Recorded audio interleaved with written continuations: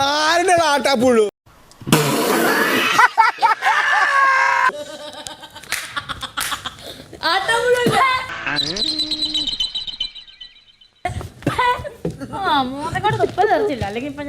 ഹിന്ദിക്കാരനെന്ന് ഉദ്ദേശിച്ചാ പറഞ്ഞത്. സംഭവം മലയാളിയായിരുന്നു.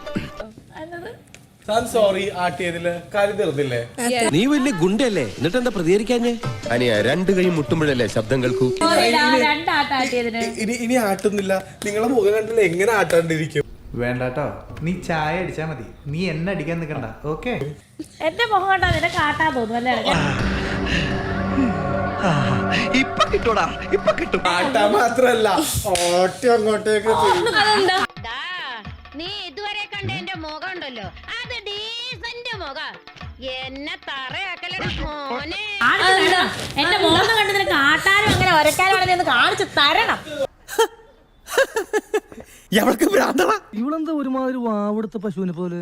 നീ ഒരപ്പിച്ചിട്ടേ എന്നെ വിടാവുള്ളൂ. നീ എന്നെ ഒരപ്പിച്ചിട്ടേ വിടാവുള്ളൂ. എന്റെ മോന്ത നന്നായിട്ട് ഒരയണം. എങ്ങനെ ഇരിക്കണം?